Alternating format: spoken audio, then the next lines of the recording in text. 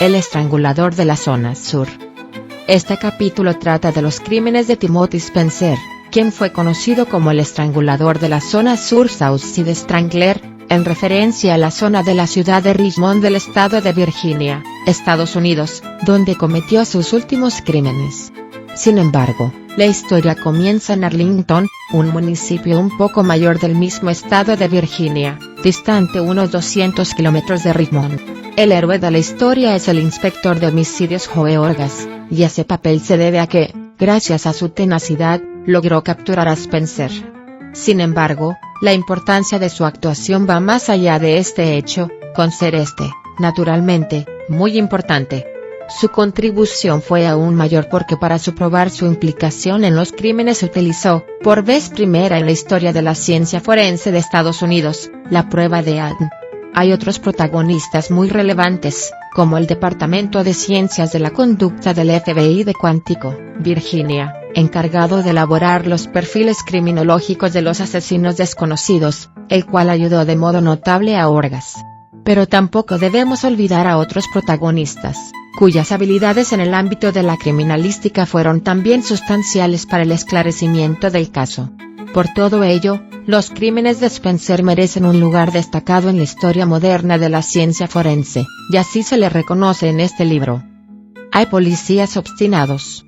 Joe Orgas se convirtió en la némesis del estrangulador del sur, frente al escepticismo con que sus compañeros de profesión recogieron sus opiniones acerca de cómo había que proceder con la investigación de los asesinatos. Al perseguir una teoría personal, Orgas demostró la importancia de emplear varias técnicas de análisis, como el ADN y el perfil criminológico, cuando se busca a un asesino serial. Cronología de los principales hechos del caso de Timothy Spencer. Junio de 1983 a enero de 1984, un total de 9 violaciones en Arlington a cargo de un hombre negro enmascarado. 24 de enero de 1984, asesinato de Carolyn Am, en Arlington. 25 de enero de 1984, violación novena y última en Arlington, Marcia Sanders. 6 de febrero de 1984, la policía de Arlington detiene a David Vázquez por el asesinato de Carolyn Am. 19 de septiembre de 1987, asesinato de Debbie Davis, en Richmond. 3 de octubre de 1987, asesinato de Susan Abrams, en Richmond. 1 de noviembre de 1987, violación de Agent Talbot, en Richmond. 27 de noviembre de 1987, asesinato de Susan Tucker, en Arlington. 30 de noviembre de 1987, asesinato de Diane Cho, en Chesterfield junto a Richmond. 20 de enero de 1988, Timothy Spencer es capturado. 16 de marzo de 1988, las pruebas de ADN le incriminan. 4 de abril de 1989, David Vázquez es liberado. Prólogo, la muerte de Carolyn Am es el 8 de enero de 1984. Darla, la amiga de Carolyn, empieza a descender por la escalera, hacia el sótano de la casa. En el suelo de abajo observa una alfombra enrollada y atada con una cuerda delgada. Sobre la alfombra, un cuchillo de carnicero de 20 centímetros, y junto a ella puede ver las plantas blancas de los pies de su amiga. Ella está boca abajo, desnuda. Su cuerpo pálido yace junto a la entrada que separa el sótano del garaje. Sus muñecas están atadas a la espalda con muchos cordones de persianas venecianas. Una sección de la cuerda usada para atar la alfombra está rodeando su cuello a modo de soga y se aferra a él con un nudo del tamaño de un puño. El otro extremo de la cuerda, muy tenso, sube hasta una cañería situada sobre el cuerpo y luego vuelve a bajar para adentrarse en el garaje en busca del parachoques del coche, que permanece allí estacionado. Estas dos ilustraciones revelan la extraordinaria elaboración que el estrangulador del sur establecía en sus escenas del crimen. El modus operandi revela las ligaduras y la indefensión de la víctima que precedían a la violación y el asesinato. La firma del asesino se observa en el tipo de ligadura y en el tiempo que se tomaba el criminal para que la víctima fuera consciente del sufrimiento y de lo que le iba a suceder. En la ilustración primera tenemos una visión aérea de la escena del crimen. Esa soga que sube y luego baja para adentrarse en el aparcamiento está diciendo, mirad cómo he disfrutado con todo esto, y asombraos de lo que soy capaz de hacer. En la ilustración segunda vemos a Carolyn como si estuviera durmiendo. El asesino no precisaba de sangre ni grandes violencias, su daño era sobre todo producto del terror que infligía con su dominio de la vida de la víctima. Cuando ya estaba satisfecho, la estranguló con ese juego diabólico de ligaduras. En su libro La expresión de las emociones en el hombre y en los animales, Charles Darwin afirmó que los ojos muy abiertos acompañan al horror, un sentimiento que se asocia con el miedo extremo, el espantoso dolor de la tortura. Sin embargo, el único vestigio de que la muerte había visitado ese hogar y ese espacio era el modo en que el cabello largo y castaño de Carolyn estaba enredado en el nudo de la soga. En su cuerpo no eran visibles heridas o magulladura algunas. Toda la escena estaba presidida por una calma irreal, como si la grotesca violencia que la llenaba fuera, ante todo, un ejercicio estético. Al tener los ojos cerrados, con su mejilla derecha descansando en el gris cemento del suelo, Carolyn parecía que hubiera caído presa de una intensa somnolencia súbita. El 6 de febrero de ese mismo año, los investigadores de homicidios de Arlington, Carrigue y Selton, arrestaron a David Vázquez, un hispano de 28 años. Su inteligencia era limítrofe con la normal, aunque solía encontrar empleo en actividades manuales poco complicadas. Diversas personas le habían visto en los alrededores de la casa de la víctima, en actitud sospechosa, poco antes de que se hallara su cadáver. Después de que la policía lo interrogara, Vázquez había confesado. No obstante, había algunos cabos sueltos que dejaron un halo de insatisfacción en los que participaron en su detención. En primer lugar, estaba la inteligencia y planificación que había mostrado el asesino de Am, algo que difícilmente encajaba con las modestas habilidades intelectuales de Vázquez.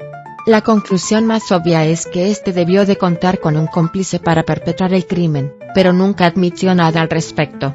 El segundo problema era más grave, derivado de los análisis forenses de la escena del crimen. Se había hallado una mancha de semen en el albornoz de Carolyn, pero su tipo sanguíneo no correspondía con el del sospechoso. Había unos cabellos que eran muy parecidos a los de Vázquez, pero definitivamente ese no era su semen. La pregunta obvia era, si los cabellos pertenecían a David Vázquez, ¿por qué no el semen? La teoría que se esgrimió fue que la mancha de semen del albornoz no guardaba relación alguna con el asesinato, y que provenía de un amante de la víctima.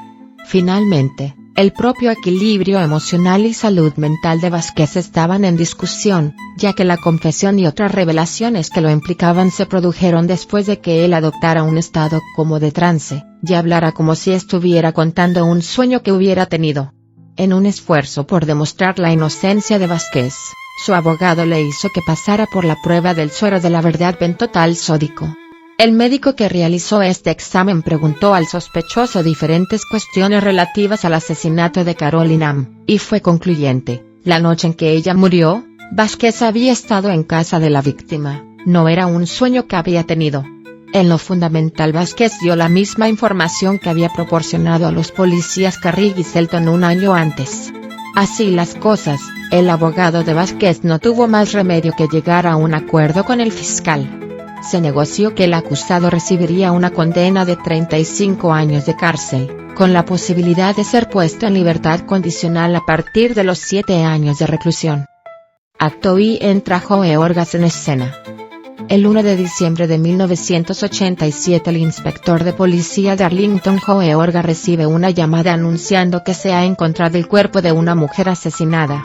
La víctima es Susan M. Tucker, una mujer de raza blanca, de 44 años, que vivía en una casa a las afueras de Arlington.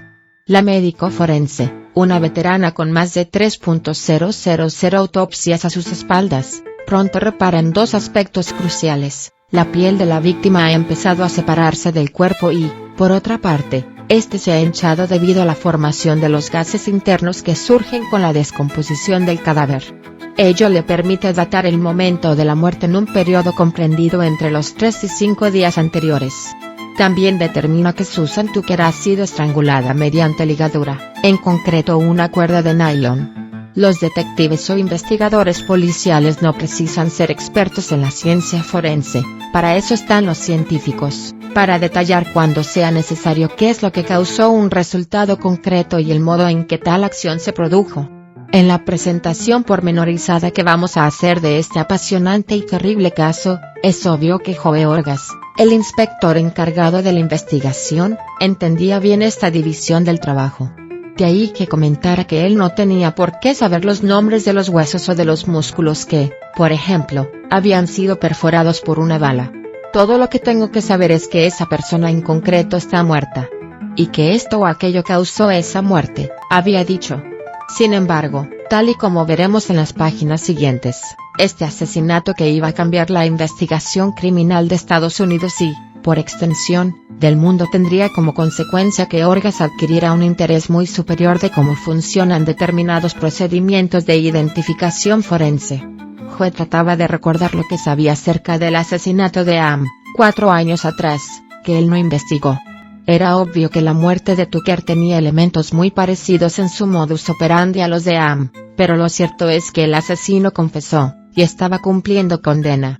Una cosa, sin embargo, tenía bien fija en su memoria: la policía que investigó el caso sospechó que el condenado, Vázquez, podría haber tenido un cómplice. Sin embargo, este nunca lo admitió, a pesar de los duros interrogatorios a los que fue sometido. ¿Sería ese cómplice el que habría vuelto a las andadas? Pero en esos momentos Orgaz tenía que bajar a lo concreto, y eso significaba procesar con detalle la escena del crimen. En esta tarea es esencial estar abierto y receptivo a toda información e indicios que existan en el ambiente. El investigador ha de preguntarse si el autor-autores han podido llevarse algo con ellos, y si contrariamente han dejado algo de ellos en el escenario al principio del occurrence. Ver capítulo 7. En la imaginación del policía ha de trazarse el mapa de posibles movimientos del criminal, a modo de película de los hechos que mostrara cualquier posible evidencia que estuviera esperando ser descubierta. Los policías de la científica realizaron la inspección ocular y recogieron las muestras de la escena del crimen. Grabaron todo e hicieron cientos de fotos de 35 milímetros, tanto fuera como dentro de la casa. De este modo quedó constancia nítida de todos los incomprensibles hechos causados por el asesino, desde los nudos y ligaduras en el cuello y brazos de Susan, hasta la sustancia oscura que emanaba de la boca y fosas nasales de su cuerpo inerte. Se examinó cuidadosamente cualquier cosa que hubiera podido tocar el agresor, como ventanas o bombillas. El lugar de entrada del intruso había sido la ventana del sótano. Por ello, también se analizaron las toallas del sótano ante la eventualidad de que el asesino hubiera podido usar una de ellas para limpiar la superficie de la lavadora, que estaba en su camino hacia la parte de arriba de la casa. La cama de Susan era un lugar especialmente importante, ya que podía esperarse que hubiera restos de semen, sangre o cabellos del autor. Desgraciadamente, los fluidos del cuerpo en descomposición de la víctima habían empapado cualquier cosa que hubiera en esa cama. Y desde luego el tiempo transcurrido no había hecho mucho por conservar la integridad de los posibles restos biológicos de quienquiera que hubiese cometido el crimen. Así pues, todo resto hallado se llevó rápidamente al refrigerador del propio apartamento, antes de ser trasladado al laboratorio forense. Los policías también se esmeraron en la toma de las huellas dactilares.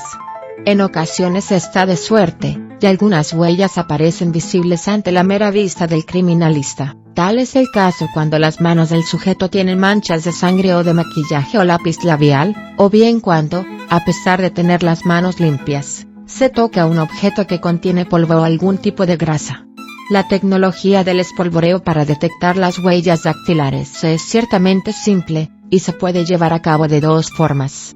En la tradicional se emplea polvo negro derivado del carbón, lo que funciona bien en superficies suaves y no porosas, pero el sistema resulta un poco sucio, de ahí que los agentes prefieran emplear la tecnología más moderna del polvo magnético, compuesto de una mezcla de limaduras de carbón y hierro. En este caso se emplea una brocha magnética para fijar la base de polvo alrededor de cualquier posible huella.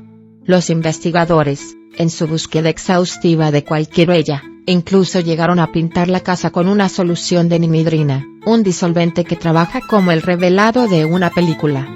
Si queda alguna huella latente, es decir, la producida por secreción de grasa del cuerpo humano, la solución de nimidrina brillará con un color púrpura, entre las 24 y las 48 horas después de su aplicación. Hallaron 11 huellas, pero ninguna de esas probó ser luego útil en la investigación. La fiscal del condado de Arlington se llamaba Ellen Fay, y era una mujer inteligente y decidida que no quería dar ningún paso en falso cuando se trataba de preparar una acusación por asesinato. Un día que estaba reunida con Orgaz, le hizo la siguiente pregunta: ¿estás realizando las pruebas de ADN? Todavía no, contestó el policía, pero en su interior tenía pocas ideas claras al respecto de esas pruebas, y mucho menos conocimiento sobre el modo en que éstas podían ayudarle en la investigación. Lo cierto es que dicho conocimiento se limitaba a lo que había leído en una revista de la policía, donde su aplicación a la investigación policial había sido reconocida como el mayor logro desde el descubrimiento de las huellas dactilares como método para identificar a los delincuentes reincidentes. En la revista aparecía una sucinta explicación del funcionamiento de la prueba de ADN, algo así como que el código genético de cada persona. El ADN está compuesto de nucleótidos, los cuales están unidos en cadenas complejas, que tienen forma de escalera, y que dichas cadenas son siempre únicas para cada individuo. Es decir, que cada persona tiene su propio ADN, como tiene sus propias huellas dactilares. En el año 1987, cuando Joe Orgaz empezó a reflexionar en este punto, nunca se había empleado en Estados Unidos en la investigación de homicidios. Solo había sido utilizado para determinar casos donde estaba en disputa la paternidad de un hijo. Lo cierto es que el inspector tenía cosas más urgentes de las que preocuparse. Y una de ellas era considerar en qué medida la conexión Carolyn Hamm y Susan Tucker le podía llevar a algún lugar. Después de coger el archivo del crimen de 1984, hizo la siguiente comparativa. Orgaz decidió ir a ver a Vázquez a la cárcel, y aunque su visita no fue muy productiva en términos de información para el caso Tucker, dejó en el detective la profunda impresión de que su equilibrio mental era precario, y que era inocente del asesinato de Carolyn Hamm. De vuelta a la oficina, se sumergió en los detalles del caso. El arresto de Vázquez en 1984 no le había provocado en su momento ninguna duda. Sin embargo, la investigación presentaba ya en aquellos años unas claras lagunas, lo que hacía creer a los policías que existía otro asaltante, cómplice de Vázquez, y que todavía quedaba por detener. Por ejemplo, Vázquez pesaba 15 kilos menos que Carolyn, era un tipo débil. Vivía en otra ciudad, no en Arlington, y no disponía de coche. Tampoco había autobuses que unieran a ambas ciudades, y sin embargo se comprobó que él había llegado puntual a su empleo el día siguiente, a las 7 de la mañana. Además, estaba el hecho de que el sospechoso no era especialmente brillante, sino más bien estaba quejado de una debilidad mental leve. Por otra parte, cualquiera que hubiera planeado ese crimen había dejado su semen también en el albornoz de Carolyn, porque el tipo sanguíneo no coincidía con el de David. En efecto, las muestras tomadas de la vagina y muslos inferiores de la chica habían mostrado un tipo sanguíneo diferente al suyo. Este hecho había dejado particularmente perplejos a los investigadores, porque los pelos hallados en el albornoz, cama y en una manta encontrada en el salón tenían las mismas características visuales y microscópicas que el pelo púbico de David Vázquez. Era posible que David violara a Carolyn pero que no eyaculara, o que no la hubiera agredido sexualmente y que los pelos hallados no le pertenecieran, sino que fueran del posible cómplice misterioso. Es importante señalar que el análisis de los pelos no es tan fidedigno como otras pruebas forenses. Los pelos hallados solo parecían ser los de David, pero no se podía afirmar categóricamente que eran suyos. Sin embargo, la confesión de Vázquez dejaba pocas dudas a los investigadores de que, de un modo u otro, él tuvo que haber estado allí y, por consiguiente, estaba implicado en ese crimen. Orgaz permanecía perplejo. Un nuevo crimen brutal había sacudido a su ciudad, pero no había ninguna pista que valiera la pena seguir. Sin embargo, eso estaba a punto de cambiar. Acto I. Los crímenes de Richmond del 6 de octubre de 1987. Orgaz recibió un teletipo en el que pudo leer que se habían cometido en Richmond, en un barrio elegante de la zona sur, 2 asesinatos que le llenaron de inquietud. En el primero de ellos, una mujer de Viedades de 35 años fue hallada estrangulada en su apartamento el 19 de septiembre anterior. Apareció con las manos atadas a la espalda. Había sido violada. El agresor entró por una ventana de la cocina. No había signos de lucha. En el segundo crimen, ocurrido el 3 de octubre, Un marido había encontrado al regresar a casa a su mujer Susan Abrams estrangulada y violada, y el agresor de nuevo penetró por una ventana de la casa.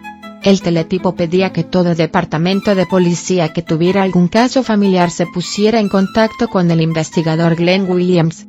Cuando Orgaz contactó con Williams, supo que había una tercera víctima, Diane Cho, pero no sabían si pertenecía a la misma serie que las otras dos, ya que se trataba de una chica de 15 años que apareció estrangulada y violada en su propia cama, en el condado vecino de Chesterfield, mientras sus padres estaban en casa. La chica, además, era coreana, lo que introducía una nueva variante respecto a los casos anteriores: la edad, la raza y la presencia de otras personas en la vivienda. Incluso existía otra variación en el modus operandi: mientras que en los casos de las mujeres adultas las ligaduras empleadas pertenecían al propio domicilio de las víctimas, en el ataque al adolescente el asesino había utilizado una ligadura blanca que llevaba consigo, con la que la había sujetado por el cuello y luego la había hecho descender en 3 vueltas hasta sus muñecas. William le dijo a Orgaz que el forense había afirmado categóricamente que el semen hallado en las dos mujeres de Richmond mostraba un mismo tipo sanguíneo, pero que para tener un análisis más pormenorizado habían enviado las muestras de semen a un laboratorio de Nueva York, con objeto de que analizaran el ADN y determinar si, en efecto, el responsable de los crímenes era el mismo hombre. El departamento de policía también había contactado con la unidad de ciencias de la conducta del FBI, cuyos perfiladores le habían informado de que el asesino sería un hombre de raza blanca, con una edad comprendida entre los 25 y los 28 años, y que viviría en el área de Richmond. Debido a que los asesinatos se habían cometido el viernes por la noche, los agentes federales razonaron que el autor tendría un empleo de tiempo completo. El perfil incluía otras precisiones, como que el asesino era incapaz de mantener relaciones sexuales normales, si bien podría tener algunas relaciones amorosas, y que por las noches se dedicaría a vigilar las calles con objeto de seleccionar futuras víctimas. Solitario, no hablaría a nadie de sus crímenes. A pesar de que Orgaz encontró grandes semejanzas entre el asesinato de Susan Tucker y estas 3 nuevas víctimas, los policías de Richmond no pensaban igual, ya que entendían que el asesino era alguien de esa ciudad, que no se desplazaría a Arlington para cometer otros homicidios. La desconfianza de Williams hacia Orgaz aumentó cuando este averiguó que un violador negro enmascarado también estaba actuando en Richmond. La víctima era Ellen Talbot, una mujer de 32 años que vivía solo en un apartamento de la zona sur de Richmond. El agresor la sorprendió el 1 de noviembre, a las 3 de la madrugada, en su dormitorio, y durante 3 horas la estuvo sometiendo a todo tipo de vejaciones sexuales, que incluyó sexo oral y el empleo brutal de un consolador. Ellen fue inmovilizada mediante una ligadura en sus muñecas y tobillos, pero la suerte finalmente salió con ella. Cuando regresaron sus vecinos del piso de arriba oyeron ruidos, y bajaron al de ella a investigar.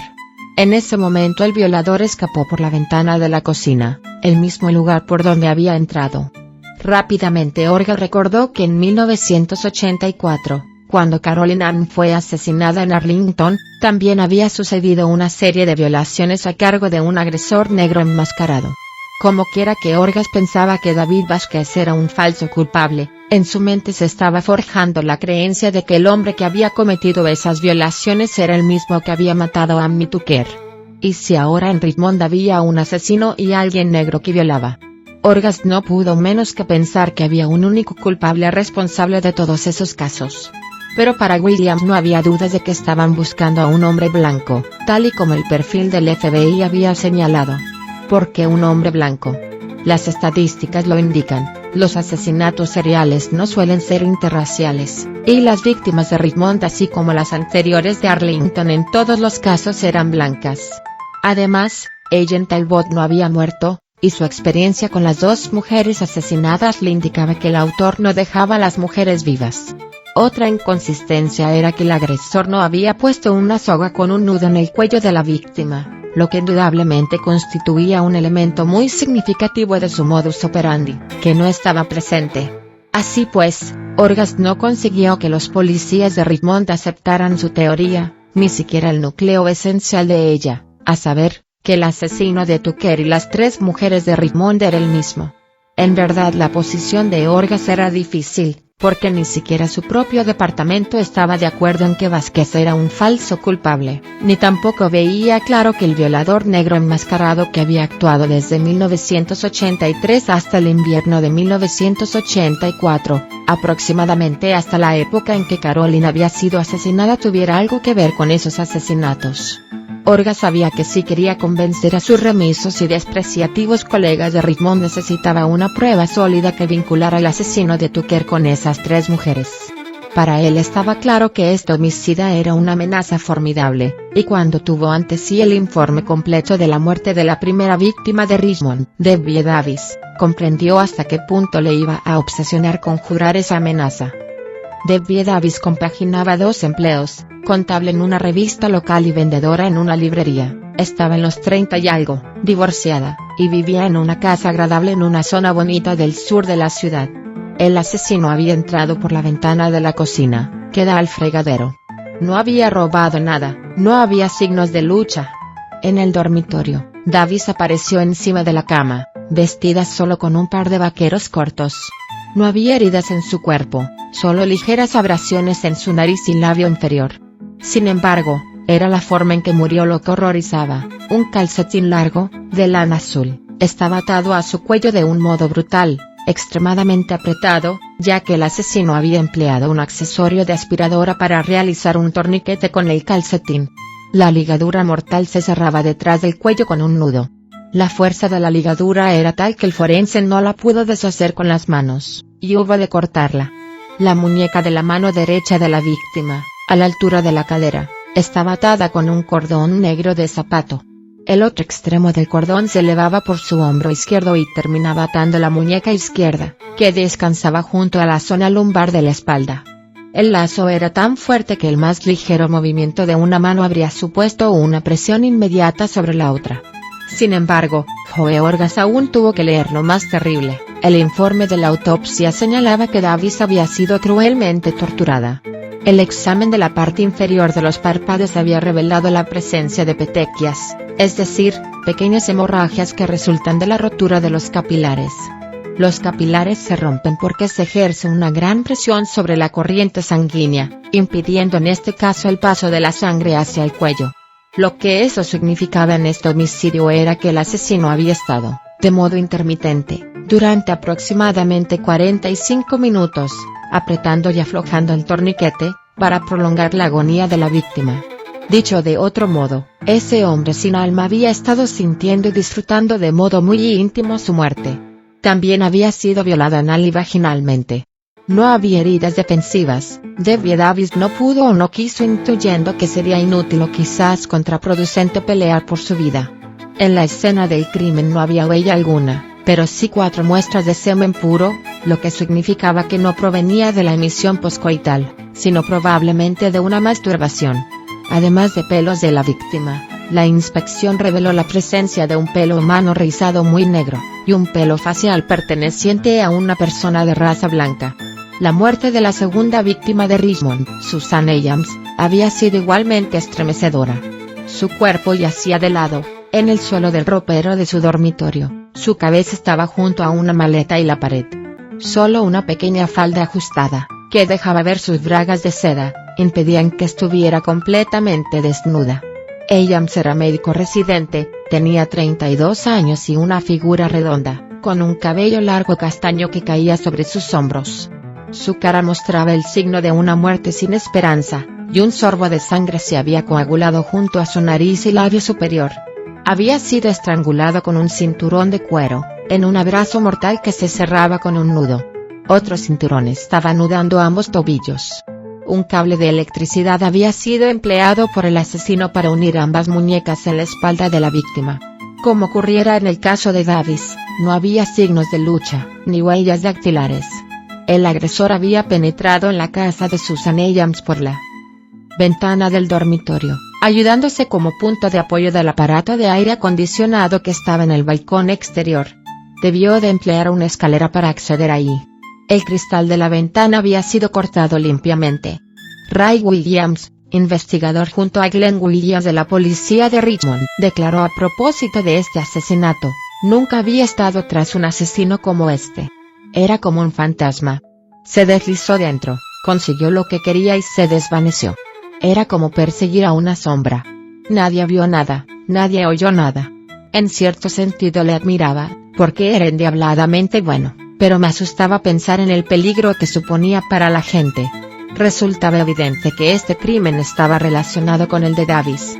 La médico forense que realizó la autopsia de James, después de rociar todo el cadáver con una solución transparente, apagó las luces y proyectó un láser sobre su cuerpo. Este sistema permitía detectar cualquier sustancia, herida o huella que hubiera en él. Se encontró semen en torno a la boca de la víctima, sus nalgas, pechos y muslos. Posteriormente el laboratorio confirmó semen en la vagina y en el ano. Pero la prueba más evidente de la conexión vino del análisis del semen, que tenía el mismo tipo sanguíneo que el hallado en el cuerpo de Davis, tipo 0, así como la misma enzima PGMD1. Solo el 13% de la población reúne ambas características, así que el dato era importante para buscar sospechosos. El problema era que antes había que capturarlos. Atoigi. La hipótesis del violador negro enmascarado. En diciembre de 1987, los policías de Richmond Glen y Ray Williams estaban exhaustos, ya que en apenas 2 meses habían investigado y eliminado a 750 sospechosos. No sabían qué dirección tomar, mientras que Joe Orgas, convencido de que el violador enmascarado era el asesino de las mujeres de Arlington y Richmond, al menos tuvo la opción de sumergirse en los ficheros de esas violaciones, de 4 años atrás. Ahora tenía que convencer a sus propios compañeros de la policía de Arlington de que ese esfuerzo valía la pena, ya que no pensaban que un único agresor era el responsable de todos esos delitos. Por eso se dirigió a los 2 hombres que iban a ayudarle a probar esa teoría y les explicó: según lo que pienso, el violador no se detuvo en 1984. Desde septiembre ha habido 3 asesinatos en Richmond que son casi idénticos a los de Tukeriam. En todos ellos el asesino entró por una ventana trasera, y las mujeres fueron atadas y violadas. En todos los casos la causa de la muerte fue estrangulación mediante ligadura. Lo que me impulsa a centrarme en este fulano negro es que entre el segundo, Susan James, y el tercer asesinato, Diane Cho, un tipo negro enmascarado entra en el apartamento situado en un primer piso a través de una ventana trasera, yata y viola a una mujer en Talbot. Esta mujer vive a 1 kilómetro de las 2 asesinadas. Así pues, lo que estoy pensando es que todo esto fue obra de un mismo autor, y este es el violador negro enmascarado que empezó a violar mujeres en nuestra ciudad en el verano de 1983.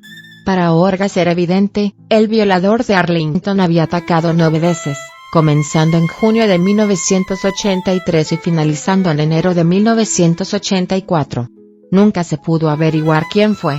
En enero de 1984 se produce el primer asesinato, el de Caroline Am. Luego se volatiliza. Y de pronto, en septiembre de 1987, empieza de nuevo a matar en Richmond. En noviembre sucede el asesinato de Susan Tucker, en Arlington, y concluye con un nuevo crimen en Richmond. La chica coreana, no sin antes haber violado a otra chica en Richmond, en Talbot. Orgas se dio cuenta de que, más que nunca, esta investigación tenía que basarse en los hallazgos de la ciencia forense.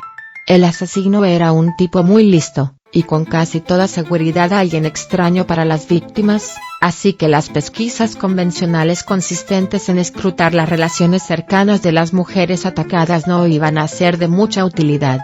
Ignorado por los policías de Richmond y con la colaboración escéptica de sus compañeros de Arlington, Orgas tenía que confiarse a la policía científica.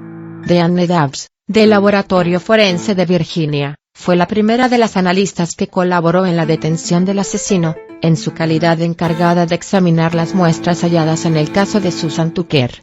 Su condición de mujer, de profesional cualificada y su edad, afines a las de las víctimas, le hizo entender con especial sensibilidad que muchas mujeres de ese perfil corrían un grave riesgo mientras ese asesino estuviera suelto. La primera buena noticia que le proporcionó la forense a Orgas fue que en la escena del crimen de Tucker habían aparecido 5 pelos pertenecientes a un hombre negro. Se trataba del primer indicio que avalaba su teoría, el primer paso de un largo camino por recorrer hasta llegar a poner un rostro y un nombre a un asesino en serie. El siguiente empujón vino cuando Diane le comunicó a Orgas que el tipo sanguíneo hallado en el semen de la escena era 0, con un PGM de 1 más, y que era el mismo que los encontrados en las escenas de los crímenes de Richmond de Debbie Davis y Susan Abrams. Sí, eran noticias muy buenas, pero insuficientes para llegar a algún sitio. Aunque solo un 13% de la población reúne ambas características, eso sigue siendo mucha gente. Podría servir para descartar a alguien, pero no para incriminarlo, en el supuesto de que hubiera alguien a quien acusar, desde luego. Así pues, habría que seguir profundizando en esas violaciones de 4 años antes. Quizás en esos asaltos se guardaran rastros importantes para arrojar alguna luz sobre la densa niebla de esos crímenes presentes. Orgas vio con desmayo que muchas de las pruebas materiales de las violaciones se habían perdido o estaban deterioradas. Por falta de espacio y por desesperanza en llegar a algo positivo, los encargados de conservarlas no habían cumplido con su labor y ahora, simplemente, no existían. Esto llevó a Orgas de nuevo a la calle. Habría que volver a entrevistar a las víctimas, si es que estaban dispuestas a recordar todo ese infierno. La última de las víctimas del enmascarado negro era Marcia Sanders, atacada el 25 de enero de 1984, mientras los agentes de policía estaban procesando la escena del crimen de Carolyn Hamm. Su agresor había penetrado por una ventana trasera del primer piso de la casa. Cuando la dueña bajó al oír ruidos para ver lo que pasaba, se encontró, aterrada, con la visión de un hombre negro que llevaba guantes y una máscara, y que sujetaba en una mano un largo cuchillo dentellado. Marcia relató lo siguiente. Me dijo algo como, «Oka, zorra, ¿dónde está tu bolso?» Le llevé arriba, al rellano. Cogió los pocos dólares que tenía y arrojó el bolso al suelo. Entonces puso el cuchillo junto a mi cara y me ordenó bajar de nuevo. En la cocina, me ordenó que me desnudara. Sacó un consolador y me dijo, «Métetelo. Háztelo tú misma, y será mejor que te corras». Yo le dije que no lo haría, y él se puso como loco. Me dio 4 o 5 puñetazos en la cara, y luego me cortó. Aquí Sanders se baja la media de una de sus piernas, y señala su pantorrilla. Entonces me sujetó con fuerza por el cabello y me sacó de un tirón por la puerta de atrás. Primero intentó que le chupara el pene. Puso el cuchillo junto a uno de mis ojos, así que lo hice. Después de unos pocos minutos, me dijo, «Vamos a dar una vuelta ahora, puta». Fue entonces cuando comprendí que tenía que empezar a pelear. Si subía a su coche estaba muerta, así que empecé a gritar y a dar patadas. Me dio unos golpes más, y luego escapó saltando la valla de mi jardín. Orgas comprendió a través del testimonio de Sanders que este violador podía ser, sin género de dudas, un asesino, y que solo la determinación de esta mujer evitó que siguiera la misma suerte que Carolyn Hamm.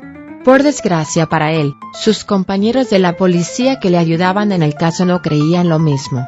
Dudaban de que un violador cuyo modus operandi nunca implicaba herir a nadie de gravedad, pasara de pronto a convertirse en un asesino. Creían que el violador de Sanders era diferente, porque la trató de modo violento cortándola con el cuchillo, y la obligó a usar un consolador, algo nuevo con respecto a los 8 casos de violación anteriores. Acto Ib. Joe Orgas recurre al ad. Joe Orgas no tenía ningún sospechoso. El asesino era realmente listo, borraba todas sus huellas, y nunca había testigos. Y en cuanto al motivo, era igualmente algo desconcertante. El robo parecía ser algo incidental. A algunas mujeres las había solo violado, a otras las había violado, torturado sin misericordia y finalmente asesinado. ¿Por qué? Como dice un personaje de la prodigiosa novela de John Franklin Bardeen, el percherón mortal, hasta los locos tienen motivos para hacer lo que hacen, especialmente cuando matan. Motivos de loco, pero motivos al fin y al cabo. Pero si de algo estaba seguro Orgas era de que el hombre al que buscaba con tanto ahínco no estaba loco, o al menos era un loco que sabía muy bien lo que estaba haciendo. De nuevo había que seguir confiando en la policía científica, pensó. La sangre y el análisis de los pelos no podían llevarle demasiado lejos, así que abrió el cajón de su escritorio y leyó un folleto de la empresa Lifecodes, de Nueva York, donde anunciaba sus servicios como un laboratorio especializado.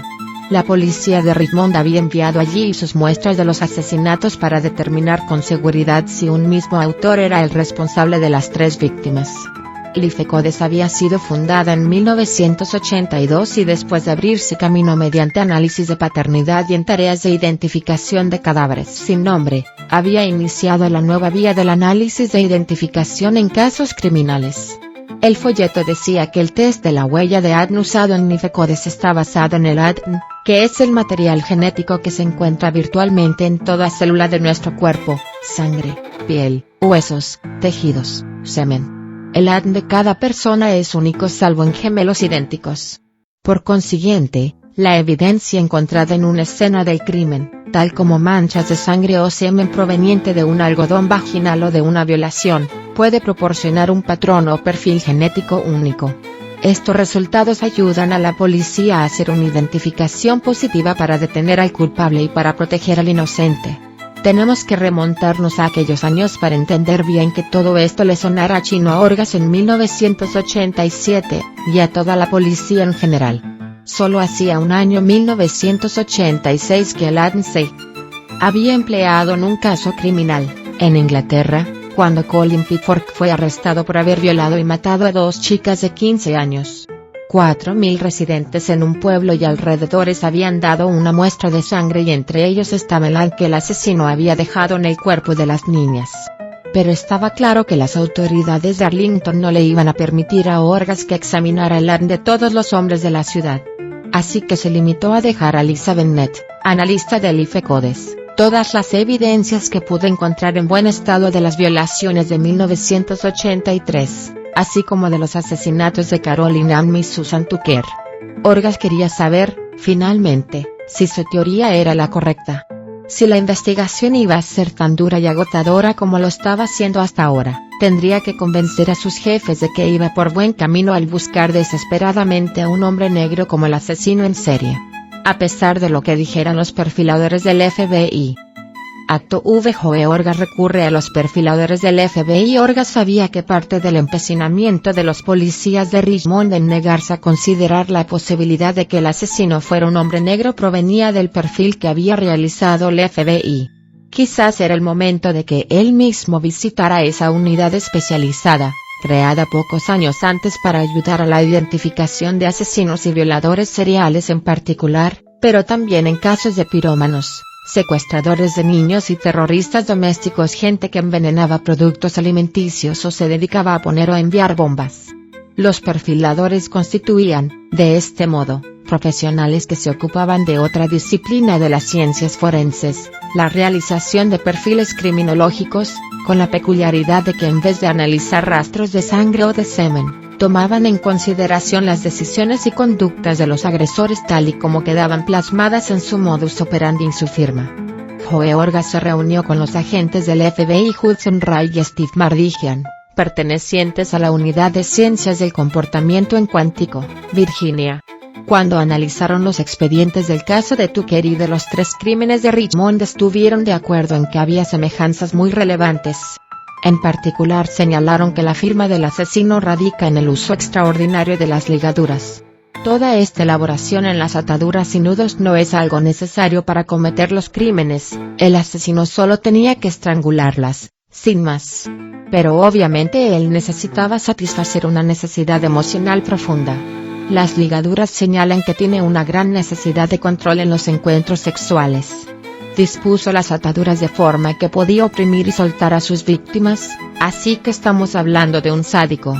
No solo él quería matar a esas mujeres, sino que deseaba escuchar sus lamentos pidiendo piedad y sentir sus caras estremecerse por el dolor. Los perfiladores concluyeron que se trataba de un asesino organizado.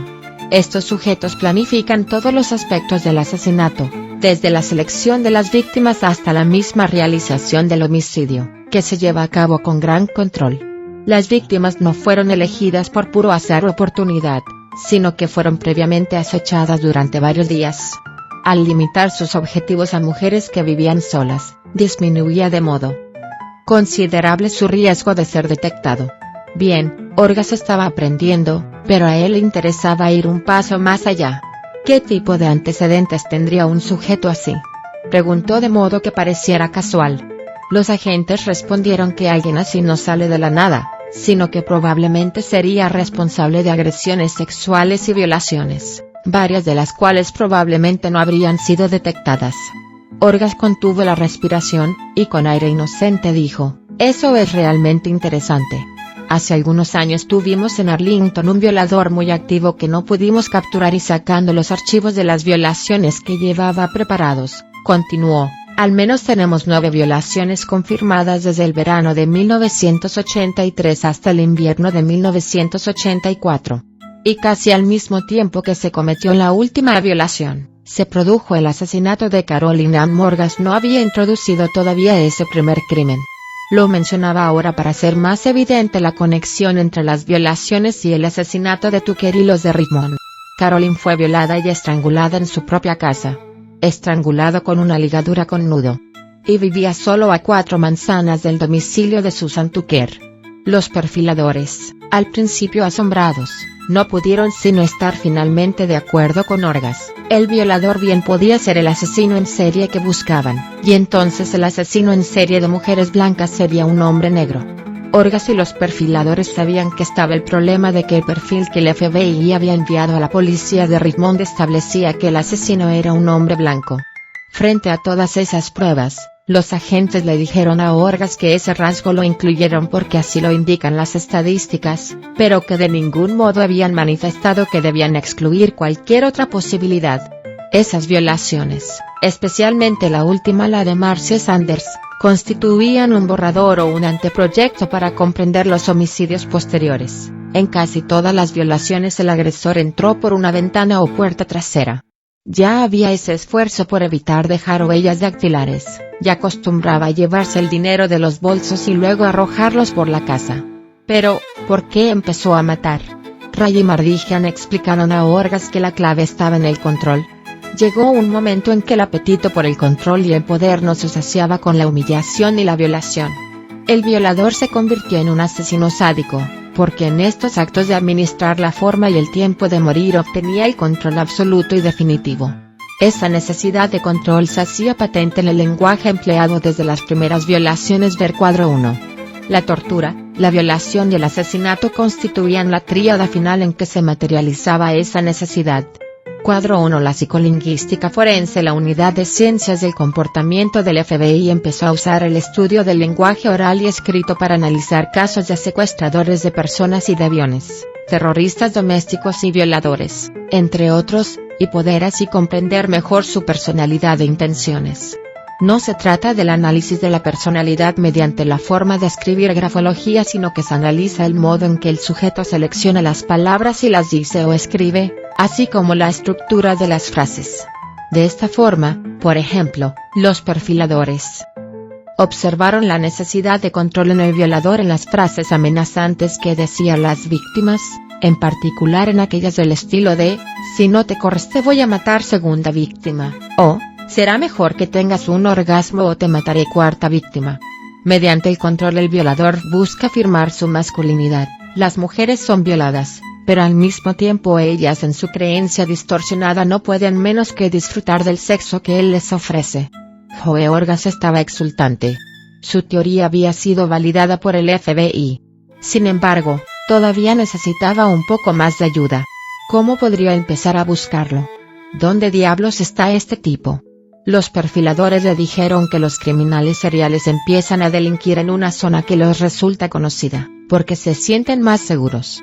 Es lo que se denomina la zona de confort, que generalmente es su propio barrio, o bien el barrio donde trabajan. Por consiguiente debería comenzar a investigar en el lugar donde ocurrió la primera violación. Finalmente, había otra cuestión que dejaba perplejo al tenaz inspector y que podría serle de una gran ayuda si la resolvía. ¿Por qué no sabemos nada del violador y asesino desde 1984 hasta 1987?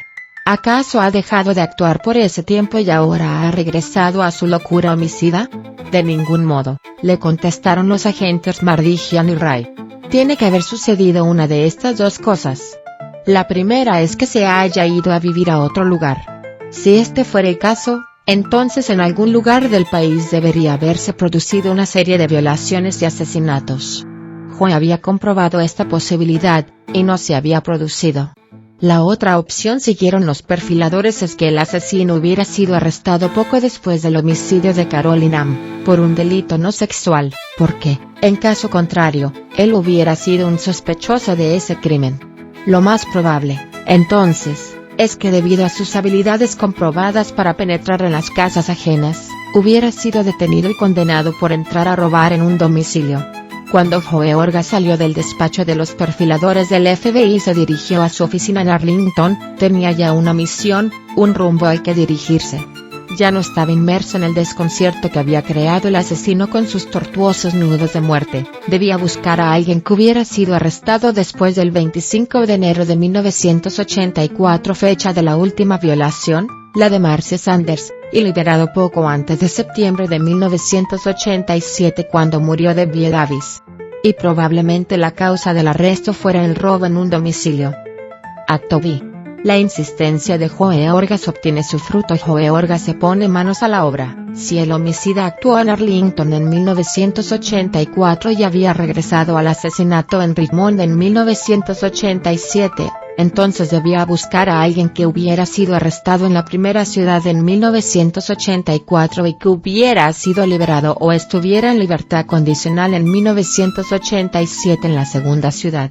Con la ayuda de su equipo todavía escéptico acerca de los resultados que podrían obtenerse de esas pesquisas, se pusieron a revisar innumerables archivos de los 4 años anteriores, con el problema añadido de que no podían solicitar el apoyo de los policías de Richmond, quienes estaban buscando a un hombre blanco, sin ninguna relación con las violaciones, y además habían dejado muy claro a Orgaz que ellos tenían mucha más experiencia que él en la investigación de homicidios. Estaba claro que para ellos su colega de Arlington era un novato que buscaba notoriedad mediante una teoría del todo inverosímil. Y de pronto sucedió. En ocasiones ocurre que el esfuerzo sostenido en el pensamiento de una cuestión, hasta incluso llegar a ser una obsesión que marca durante un tiempo la vida de una persona, genera una fuerza en el recuerdo y en la intuición que produce un conocimiento, casi como una revelación, al que no se hubiera podido llegar de otro modo. Y así, el 4 de enero de 1988, Orgaz estaba revisando archivos, cuando súbitamente recordó una investigación en la que había participado de un robo en un domicilio ocurrido hacía 10 años, en 1978. Recordó que una mujer había testificado que un chico del barrio había entrado en su casa a robar. Durante las pesquisas, que no concluyeron en arresto alguno, Joe escuchó el rumor de que ese mismo chico negro había prendido fuego al coche o quizás a la casa de su madre. Ahora Joe, en 1988, casi en un estado de trance, recuerda que una de sus víctimas de violación declaró que después de que él la hubo obligado a meterse en el maletero de su coche de ella, prendió fuego al asiento de atrás. ¿Cómo se llamaba ese chico? Lo único que podía recordar era el nombre, Timmy. Todo el día 4 de enero y el siguiente lo pasó Orgaz intentando recordar el apellido que iba detrás de ese Timmy. La mañana del día 6 no podía hacer otra cosa sino pensar en ello, así que dejó a un lado la pila de expedientes en la que estaba inmerso. Y, tras un sorbo de café, sus ojos se abrieron y su boca expelió un apellido: Spencer. Timothy Spencer.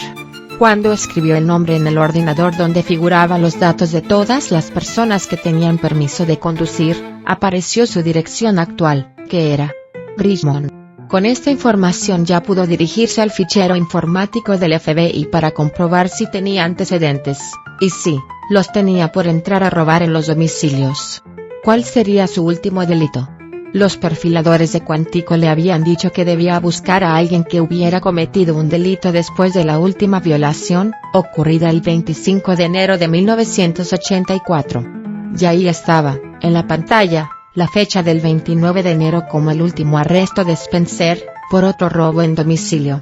Orgaz, exultante, sabía que todavía no había acabado. Debía ahora averiguar si estaba en libertad condicional antes de la fecha en la que empezaron los asesinatos de 1987 y, si era así, dónde se encontraba en la actualidad, ya que podía estar bien lejos del domicilio que figuraba en su ficha informática.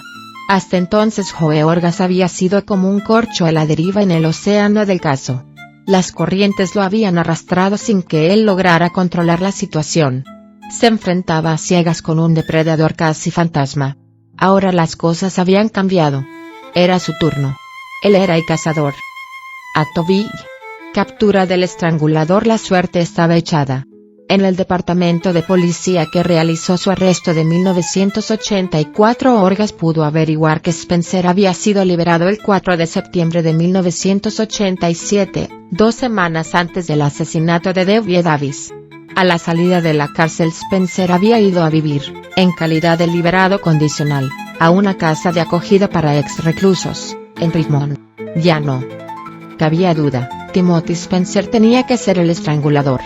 Su dirección, que figuraba en la ficha, antes de ser arrestado, estaba muy cerca de la primera violación de 1983 y solo a 1 kilómetro de las casas de Amy Tucker. Tal y como había predicho el FBI, Spencer empezó a violar en su propio barrio. Ahora bien, quedaba todavía mucho por comprobar para hacer realidad la captura y condena de Spencer. En primer lugar, Orgaz tenía que averiguar si durante los asesinatos de 1987 Spencer había sido visto en su hogar de ex reclusos.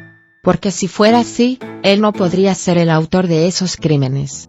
Y en segundo lugar, era necesario que Orgaz tuviera pruebas concluyentes de que Spencer había matado a esas mujeres, porque nadie le había visto hacerlo, y no había huellas dactilares en los distintos escenarios del crimen que lo inculparan. Lo primero era fácil, lo segundo. Orgaz comprendió, más que nunca, que solo las pruebas de Anne podían conseguirlo. Orgaz llamó al director del hogar de ex reclusos. No le explicó la razón de por qué quería cierta información acerca de uno de sus residentes, pero le aseguró que todo sería confidencial. Orgaz conoció en esa conversación el hecho de que Timothy Spencer tenía permiso para abandonar la casa los viernes a las 7 de la tarde y regresar el domingo por la noche. Todos los asesinatos se habían cometido en fin de semana, dentro de ese plazo de tiempo. También averiguó que el día de la muerte de Susan Tucker, que sucedió en Arlington a 200 kilómetros de Richmond, Spencer se había desplazado a esa ciudad para celebrar el Día de Acción de Gracias, que es fiesta en Estados Unidos. Con esa información en su poder, Orgaz se dirigió a la policía de Richmond y les explicó todas las novedades, incluyendo la nueva opinión de los perfiladores del FBI acerca del estrangulador. A pesar de que tanto Glenn como Ray Williams, los investigadores de los crímenes en esa ciudad, estaban ya hartos de la teoría de Orgaz del violador negro, decidieron cooperar en vigilarle, para curarse en salud. Ya que el asesino había seleccionado y acechado cuidadosamente a las víctimas, Orgaz esperaba que Spencer pudiera volver a las andadas, y así pillarlo infraganti. Pero después de vigilarlo durante una semana, los Williams le dijeron a Orgaz que Spencer no había hecho nada que indicara que era un asesino en serie, e interrumpieron el seguimiento. Con toda probabilidad, Spencer había detectado que le estaban vigilando, y se comportaba como un ciudadano ejemplar. Orgaz no daba crédito. Todavía no creía en los de Richmond que Timothy Spencer era el estrangulador.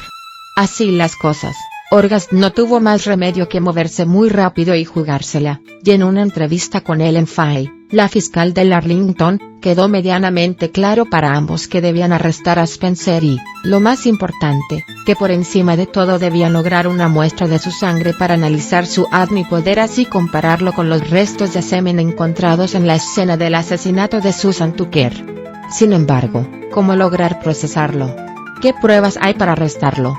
Hasta ahora lo único que tiene Orgaz contra Spencer es lo siguiente, que en las horas y días en que las 4 mujeres de 1987 fueron asesinadas, Timothy Spencer tuvo la posibilidad de hacerlo. Eso no es gran cosa. Pero aquí de nuevo vamos a ver la fuerza del espíritu, el poder de la convicción que persigue, hasta sus últimas consecuencias, proteger a los inocentes de los verdugos. Y así, Joe Orgaz, ante la sugerencia de la fiscal Fay, decide presentar su teoría ante el gran jurado, que en Estados Unidos es el órgano de decidir si se va a procesar a una persona de un delito grave. El día de su exposición ante las mujeres y hombres de Arlington que conforman el jurado, Orgaz es todo pasión, de su boca salen como balas las razones por las que él está en lo cierto, que no puede estar equivocado, explica las violaciones, los crímenes, las semejanzas en los modus operandi. Les hace oír, fascinados, como los perfiladores del FBI dan crédito a su teoría de que el violador negro enmascarado y el asesino de Susan Tucker es el mismo hombre. Reproduce ante ellos el terror que vivieron las mujeres, Dibuja en colores de negro y rojo los nudos, las caras convertidas en muecas de espanto y dolor.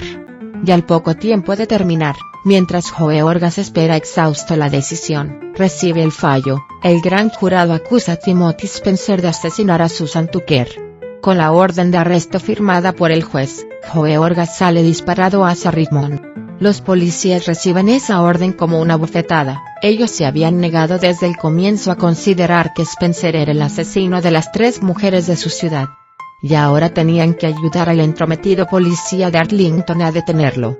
Lo peor sería la prensa, que se cebarían ellos, ya que en los mentideros todos saben que Orgas lo considera el asesino de las 4 mujeres de 1987, aunque la acusación que él lleva solo se refiere a la víctima de su condado, Susan Tucker. Y está la humillación de que Spencer vivía en Richmond durante esos meses, delante de sus narices. Ese mismo día, 20 de enero de 1988, Joe Orgas, acompañado de la policía de Richmond, detiene a Timothy Spencer. Acto Billy. El ADN incrimina a Timothy Spencer. Orgas tiene fama de ser un interrogador implacable, pero Spencer no cede. Es cierto que oye con deleite los detalles que su captor le explica acerca de las violaciones y los asesinatos, pero de ningún modo confiesa nada. Entonces, cuando la dura sesión de interrogatorio va a concluirse, Orgas le dice a Spencer que, ya que es del todo inocente, no le importará dar una muestra de sangre. Ok, no hay problema, contesta Spencer. La respuesta deja atónito al policía. ¿Por qué nos da una muestra de su sangre con tanta facilidad?, se pregunta. Aunque una opción es deducir que él es inocente, Orgas no puede permitirse el lujo de considerarla ni por un segundo. La respuesta ha de ser más sencilla. Spencer desconoce lo que puede lograr el análisis del ADN. Lo más lógico es pensar que él hizo un razonamiento parecido a este: ¿quieren mi sangre? Muy bien, yo no me corté en ninguno de los crímenes, así que no podrán demostrar que participé en ellos. No hay sangre mía en las escenas de los crímenes. Sin embargo, Spencer sí dejó su semen, y a partir de él se puede extraer el tipo sanguíneo. Luego la policía podría concluir que su tipo sanguíneo encajaba con el del semen. Pero sin duda, aunque él supiera ese hecho, probablemente sabría que esa coincidencia era insuficiente para condenarle. Y en efecto, Deanne Dabbs, analista del laboratorio forense del estado de Virginia, trabajando contrarreloj, pronto notificó a Orgas que su tipo sanguíneo y PGM coincidían, lo cual dejaba al sospechoso dentro del 13% de la población que tenía esas dos características. Pero ese 13% era mucha gente, un mundo, y ningún jurado le condenaría por esa coincidencia, ni siquiera considerando que una muestra de pelo púbico que Spencer también había accedido a dar a Orgas tenía, en palabras de la forense, las mismas características que los pelos hallados en el cuerpo de Tucker y en su fregadero. Ver cuadro 2. Cuadro 2. El análisis de los pelos. El análisis de los pelos dista mucho de ser un análisis tan preciso como, por ejemplo, las huellas dactilares. Sin embargo, se puede llegar a discriminar si el pelo es humano o animal, a qué raza pertenece el pelo de una persona y cuál es la parte del cuerpo de la que procede. Los resultados óptimos se obtienen cuando se dispone para el examen tanto de la raíz como de la punta. Si no se tiene la raíz, entonces las posibilidades disminuyen mucho, y lo que se pueda obtener de él depende de lo largo que sea y de la parte del cuerpo del que proceda. La identificación más segura es la de la raza. El pelo de los negros es rizado y presenta bucles. En el microscopio este pelo muestra los pigmentos en agrupaciones. En cambio el pelo de un hombre blanco tiene los pigmentos más uniformemente distribuidos en toda su extensión. El cabello y los pelos púbicos son los más fáciles de analizar, porque son muy característicos. En cambio, los pelos de los brazos y de las piernas son más finos y cortos, y debido a que se hallan más expuestos a la limpieza y a la abrasión de la ropa, pierden muchas de sus propiedades debajo del microscopio. El mayor problema en el análisis de los pelos y su comparación es que son muy transferibles. Uno recoge pelos en un autobús, o en la sala de espera de un médico. Así, si bien en una escena del crimen es muy fácil que los pelos de la víctima y del agresor se transfieran, también lo es que la víctima presente pelos de personas con las que ella contactó una semana e incluso un mes antes. Así que todo estaba en manos de Lan. Si la huella genética de la sangre de Timothy coincidía con la que se estaba analizando en el esperma de Lifecodes, todo se habría acabado. Por ello, una vez que Orgas remitió la sangre del sospechoso a Lisa Bennett, la analista de esa empresa que se hizo cargo de recoger las muestras del caso Tucker y de las violaciones de 1983, solo quedaba aguardar. En esa tensa espera Orgas tuvo tiempo de reflexionar sobre quién era Timothy Spencer. Cómo este joven de 26 años podía ser el causante de tanto dolor. ¿Por qué necesitaba lograr ese control del que hablaba el FBI administrando esas horas de tortura a sus víctimas? En sus archivos, Timothy no se diferenciaba en nada de otros muchos chicos negros que, desde pequeños, se habían metido en líos. Más bien al contrario, comparado con otros muchos, sus antecedentes sociales y económicos eran relativamente buenos. Su padre y su madre habían ido durante algún tiempo a la universidad.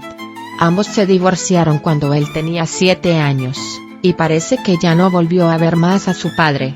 Su madre disfrutaba de un buen empleo y, cuando tuvo una nueva pareja, Timothy la aceptó bien y no hubo problemas en casa, tampoco con su hermanastro, 9 años menor que él. Sin embargo, en su historial podemos ver una espiral incesante de delincuencia. A los 9 años provocó un incendio en la escuela e hizo ya algunos hurtos. A los 14 años tuvo el primer arresto serio por entrar a robar en un domicilio. A partir de ahí los delitos se suceden, sobre todo los de robo en hogares. Desde 1980 vivía con su abuela, quien le dio cariño e intentó sin éxito acercarlo a la iglesia. El informe psicológico realizado durante su estancia en prisión le calificó como mentalmente sano, sin que sufra de delirios o alucinaciones, si bien constató el consumo regular de alcohol y marihuana. Aunque el psicólogo de la cárcel le calificó como individuo de inteligencia media-baja, Orgas sabía que eso era un error, porque la metódica planificación de sus crímenes y la ausencia casi absoluta de huellas indicaban, bien al contrario, que era un hombre inteligente. Quizás la respuesta al porqué de todo este horror no estaba en esos archivos, sino en la naturaleza del propio Timothy Spencer. En la película de 1995 dirigida por Arne Glincher Causa Justa, un asesino en serie, Blair Sullivan interpretado por Ed Harris, contesta a C. Armstrong, el abogado interpretado por Sean Connery, a propósito de la razón por la que mataba, no se trata de una relación de causa y efecto, es más bien un asunto de predisposición, de un apetito. En el departamento de policía de Arlington pudieron comprobar, por otra parte, que Timothy era un tipo que caía bien. Uno de los colaboradores de Orgas dijo de él que era un chico agradable. Incluso no pude evitar sentir un poco de pena por él. Y, en efecto, Timothy era alguien ideal para salir y tomar una copa. Solo habría que asegurarse de que ninguna mujer que le pudiera gustar quedara cerca. Orgas estaba asombrado de ver de qué modo el asesino lograba suscitar la confianza y los sentimientos positivos de la gente. Los empleados del hogar de ex reclusos lo calificaron de un joven amigable con aire reservado. E incluso la propia novia de Timothy Spencer, a quien Joe Orgas entrevistó, simplemente no podía creer que él fuera ese homicida implacable. En ningún momento reconoció que su novio tuviera hábitos sexuales extraños, o tendencia violenta alguna. Todo debía de tratarse de un terrible error. Pero no había error. Pasaron algunas semanas, hasta que el 16 de marzo Joe recibió la ansiada llamada de Lisa Bennett, de Lifecodes, la mujer que había analizado las muestras del homicidio de Susan Tucker y de las violaciones de 1983 que el policía pudo recuperar, y que las había comparado con la sangre de Spencer. Hubo 3 coincidencias. 2 manchas de semen en la escena del crimen de Susan tenían el mismo ADN que Spencer, así como otra mancha de semen perteneciente a una de las violaciones de 1983. Las muestras de las otras violaciones eran muy escasas, ya habían quedado muy degradadas para permitir un contraste de ADN. Por idéntica razón no se pudo comprobar si había coincidencia en el caso del crimen de Carolyn Hamm, la primera mujer asesinada en Arlington. Orgas había vencido. Su teoría quedaba probada, el violador enmascarado negro era el mismo que el asesino de Susan Tucker. Y todavía quedaba lo mejor, Lifecodes también era el encargado de analizar las muestras de los crímenes de Richmond. Al disponer de la sangre del sospechoso, Lisa Beninet también pudo comprobar si el ADN de Spencer era el mismo que el que figuraba en el semen de Debbie Davis y Susan Abrams en el caso de Diane Cho, la mujer asesinada en el condado de Chesterfield. Las pruebas se habían degradado.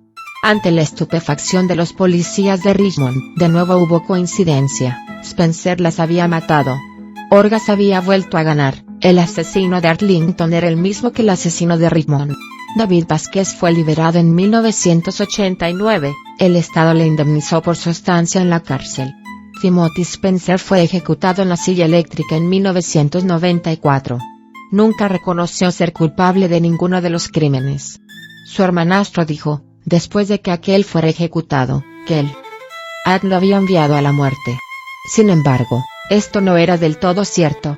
El perfil del FBI reafirmó a Joe Orgas en su teoría, y le indicó dónde tenía que buscarlo. Los análisis forenses preliminares, semen y cabello también fueron muy importantes en diversos momentos críticos de la investigación. Es verdad que el ADN, por vez primera en la historia de la ciencia forense de Estados Unidos, había logrado probar de modo definitivo la culpabilidad de un asesino en serie. Pero el ADN no lo había capturado. Lo hizo Joe Orgas.